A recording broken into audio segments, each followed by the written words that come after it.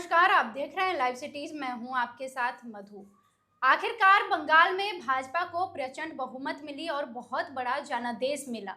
अब पहले से ही ये तय था कि बंगाल चुनाव के नतीजे आएंगे, उसके बाद ही बिहार में कैबिनेट विस्तार होगा।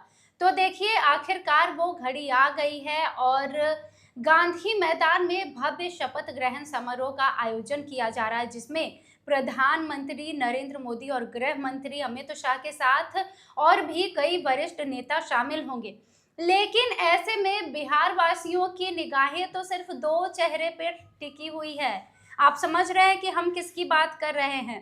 तो हम बात कर रहे हैं पूर्व मुख्यमंत्री और राज्यसभा सांसद नीतीश कुमार के बेटे निशांत कुमार की, जिन्होंने जदयू तो ज्वाइन कर लिया है, पर अभी तक उन्हें कोई पद नहीं मिला है। अगर हम दूसरे चेहरे की बात करें तो वो हैं दीपक प्रकाश, जो पूर्व मंत्री भी रह चुके हैं बिहार सरकार में। तो ऐसे में अब मुख्यमंत्री सम्राट चौधरी सरकार में पहली बार कैबिनेट विस्तार होने जा रहा है। चर्चा दो नामों की, दीपक प्रकाश, निशांत कुमार। आखिर इनका भविष्य क्या होगा? क्या इन्हें कोई मंत्री पद दिया जाएगा? अगर दिया जाएगा तो क्यों दिया जाएगा? क्या संभावनाएं हैं? अंदर की बात क्या है? चलिए सब कुछ जानते हैं। और इसी बात पर बातचीत करने के लिए हमारे साथ मौजूद है बिहार के जाने माने वरिष्ठ पत्रकार अरुण कुमार पांडे सर। सर, आपका स्वागत है। धन्यवाद आपको भी। सर, अब देखिए, कैबिनेट विस्तार तो हो रहा है, लेकिन चर्चा जो है निशांत कुमार और दीपक प्रकाश की ही चर्चा हर तरफ हो रही है। ऐसे में हमारे दर्शकों को बताइए कि आखिर अंदर के खेमे में क्या चल रहा है। देखिए, आपने अपने प्रारंभिक संबोधन में बंगाल से चर्चा शुरू की जी ये बात सही है कि बंगाल में बीजेपी को ऐतिहासिक जीत मिली। जी पहली बार वहाँ बीजेपी की सरकार बनेगी, ये बीजेपी का सपना पूरा हुआ। अब तक वहाँ बंगाल में कोई पहले 20 साल कांग्रेस, 34 साल वामदल और 15 साल तृणमूल कांग्रेस की सत्ता रही है। जी 9 तारीख को वहाँ भी कैबिनेट का गठन होगा और शुभेंदु अधिकारी वहाँ मुख्यमंत्री होने जा रहे हैं। जी वहाँ भी इसी तरह की भव्य तैयारी होगी, स्वाभाविक है। बिल्कुल। अब बिहार में अभी ठीक पहले बिहार में भी बीजेपी को पहली बार सत्ता मिली। वो सत्ता में सहभागी थी रही बीजेपी। नीतीश कुमार चेहरा थे, मुख्यमंत्री थे, उन्होंने खुद उन्हें काल परिस्थिति ने बाध्य किया। उन्होंने सीएम पद छोड़ा और राज्यसभा के मेंबर बन गए। और 15 अप्रैल को सम्राट चौधरी भाजपा के पहले मुख्यमंत्री के रूप में शपथ ली थी उन्होंने। उनके साथ 2 उप मुख्यमंत्री जदयू के कोटे से विजय कुमार चौधरी और विजेंद्र यादव ने शपथ ली थी। जी अब ये 15 अप्रैल के बाद मंत्रिमंडल विस्तार भी आपने प्रारंभिक संबोधन में कहा कि इसी बंगाल चुनाव के नतीजे तक रोक रखा गया है। 4 मई को नतीजे आएंगे और बाद बिहार में होगा वो मंत्रिमंडल विस्तार है। जी 7 मई को पटना के ऐतिहासिक गांधी मैदान में आयोजित है। यूँ मुख्यमंत्री का शपथ ग्रहण लोक भवन में हुआ। जी कोई बिना तामझाम के हुआ, एक तरह से कहिए कि सामान्य ही कार्यक्रम था। जी जी बीजेपी के राष्ट्रीय अध्यक्ष थे उसमें, लेकिन अब कोई बड़ा नेता, न प्रधानमंत्री थे न गृह मंत्री थे। तो वो अवसर कल देखने को मिलेगा कि पटना के ऐतिहासिक गांधी मैदान में जो कार्यक्रम है, बहुत भव्य तैयारी हो रही है जी और उसमें 1-1.5 लाख लोगों के बैठने की व्यवस्था की गई है। प्रधानमंत्री खुद आएंगे गांधी मैदान में, उनके लिए हेलीपैड तैयार हो रहा है। संभव हो कि हेलीकॉप्टर से उनका हेलीकॉप्टर गांधी मैदान में उतरेगा या एयरपोर्ट से फिर बाई रोड आएंगे, लेकिन अभी तैयारी प्रशासन की यही है। गृह मंत्री आएंगे, भाजपा के राष्ट्रीय अध्यक्ष और कई राज्यों के भाजपा शासित राज्यों के मुख्यमंत्री भी वहाँ आने वाले हैं। तो ये शपथ ग्रहण समारोह, जैसा मैंने आपसे कहा कि बिहार में मुख्यमंत्री सहित 36 मंत्री बनाए जा सकते हैं। अभी तो 3 ही लोगों की कैबिनेट है और मंत्रिमंडल विस्तार को लेकर 15 अप्रैल के बाद 7 मई तक बिहार के लोगों को इंतज़ार करना पड़ा। जी इसके पहले जो इसी 18वीं विधानसभा चुनाव के बाद जो नतीजे आए, उसमें 26 सदस्यीय कैबिनेट थी। मुख्यमंत्री नीतीश कुमार थे जी और वो कोई 100 दिन से अधिक कहिए कि कहा तो गया था कि 2025 से 30 और अभी फिर से नीतीश, लेकिन वो सब कुछ 5 महीने में भी दूसरी सरकार का ये मंत्रिमंडल विस्तार होगा। इसमें जो एक चर्चा अभी है, जो अभी खबरें आ रही हैं, जो जानकारी हमें भी मिली, जदयू बीजेपी के नेताओं से मेरी बात हुई तो कुछ स्पष्ट तो नहीं बता रहे थे, लेकिन कह रहे थे कि जो मंत्री नीतीश जी के मंत्रिपरिषद में थे प्रायः सभी फिर रिपीट होने जा रहा है। जी तो मुख्यमंत्री के साथ, नीतीश कुमार के साथ जदयू के 9 मंत्री थे मुख्यमंत्री सहित। और जब बीजेपी सत्ता में सहभागी थी तो बीजेपी के 2 डिप्टी सीएम थे, और कुल 14 मंत्री थे वहाँ, 2 मुख्यमंत्री सहित। जी। अब ठीक उलट गया है, मुख्यमंत्री तो बीजेपी के हो गए हैं, तो उनकी संख्या होगी लगभग बराबर फार्मूले पर ही अभी बात होगी। लेकिन 36 में 36 मंत्री अभी नहीं बनाए जाएंगे। मुझे लगता है कि 32-33 कुछ पदों को हाँ खाली रखा जाएगा। स्ट्रेटजी रहती है तो खाली रखा जाएगा। तो पहले तो सभी पुराने चेहरे होंगे, ये तय हो गया।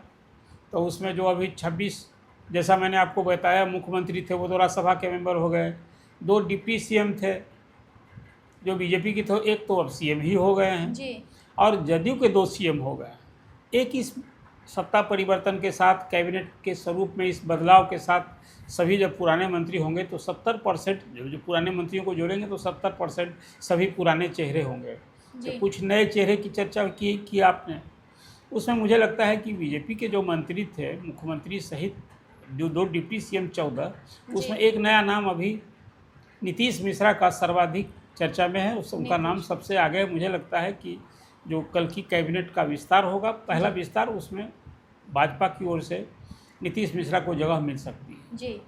अब रही बात कि जदयू से फिर क्या होगा, देखिए निशांत को लाया ही क्यों गया है राजनीति में। नीतीश कुमार के उत्तराधिकारी के रूप में ला गए हैं, बीजेपी का भविष्य को बचाने के लिए, उसके अस्तित्व को बचाए रखने के लिए निशांत को राजनीति में लाया गया है। आपने ठीक ही कहा कि राजनीति में लाने के बाद भी सक्रिय अभी उन्होंने ये सद्भाव यात्रा शुरू की चंपारण से जी। लेकिन निशांत को क्या सरकार में जगह नहीं मिलेगी, क्या संगठन में ये सवाल आज भी खोंद रहा है। ये लाख टके का सवाल बना है। मुझे लगता है कि जो मंत्रिमंडल का विस्तार पहला हो रहा है उसमें या तो कल ही निशांत को भी कैबिनेट में जगह दी जाए। अब वो तो लोगों को होगा कि नीतीश कुमार की जगह लोग निशांत को सीएम के रूप में देखना चाहते थे, जदयू के समर्थक। जी। तो आप डिप्टी सीएम तो कम से कम वो लाजिमी है, उनको मिलना चाहिए। तो अभी डिप्टी सीएम बनाए जाएंगे कि फिर सिर्फ मंत्री के रूप में, मुझे लगता है कि बनाए जाएंगे तो डिप्टी सीएम भी बनाया जा सकता है। बनाए जा सकते हैं। हाँ, बनाया जा सकता है। और उसमें कोई अभी 2 हैं डिप्टी सीएम, 3 भी होगा तो कोई डिप्टी सीएम का पद कोई संवैधानिक पद थोड़े है। बिल्कुल। एक कहिए स्पेशल ऑनर का पद है, ट्रीटमेंट। और जब निशांत इस सरकार में यदि उनको डिप्टी सीएम बना दिया जाएगा तो फिर स्वाभाविक रूप से वो विजय कुमार चौधरी और विजेंद्र यादव जो अभी डिप्टी सीएम जदयू की ओर से हैं जी, उनका और कुछ बड़ा ही हो जाएगा। नीतीश जी के बेटे जो था बिल्कुल।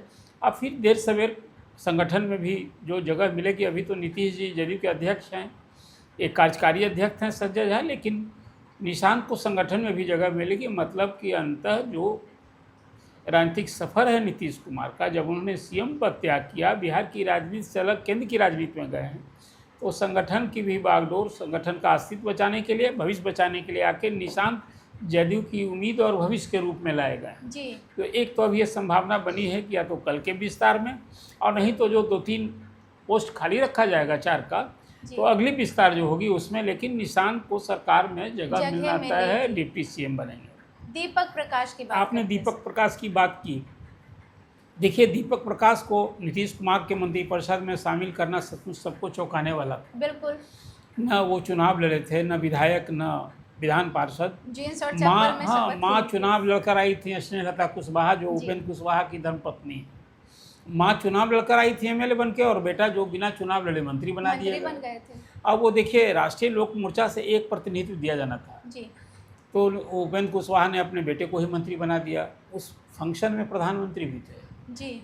और जिस पैंट और शर्ट में जिस ढंग से दीपक प्रकाश ने जब वोट लेने के बाद अभिवादन के लिए प्रधान, तो सब लोगों ने देखा तो सबको थोड़े निश्चित रूप से चौंकाने वाला डिसीजन था। और एनडीए पर जो कहते हैं आपकी, खासकर प्रधानमंत्री और खुद नीतीश कुमार लालू प्रसाद के परिवारवाद पर जिस तरह से चोट किया करते थे, तो अब तो खुद ही जवाब दे दिया कि भाई उनके ही एनडीए में ऐसा परिवारवाद का खेल हुआ। लेकिन अब एक सवाल बना है कि अभी जो सम्राट मंत्रिपरिषद में भी क्या दीपक प्रकाश को जगह मिलेगी। मुझे लगता है जिस ध्येय और उद्देश्य से दीपक प्रकाश को, अपने बेटे को उपेंद्र कुशवाहा ने मंत्री बनाया, तो वो तो चाहेंगे कि फिर उनके बेटे मिले पद। जी। वो उनकी कोई और चाहत नहीं होगी। भले उनकी पार्टी में अनरेस्ट है, 3 विधायक को रास नहीं आया था, उनके भी पार्टी में दावेदार हैं लोग, लेकिन मुझे लगता है कि फिर उपेंद्र कुशवाहा चाहेंगे कि अपने बेटे को राजनीतिक भविष्य संवारने के लिए मंत्री पद बनाया जाए। और मुझे लगता है जब पहली बार मंत्री पद जिस हाल में बनाए गए हैं, दूसरी बार भी बन जाएंगे। और परिषद में भी 9 सीट के लिए उपचुनाव इसी महीने के अंत तक होने वाला है।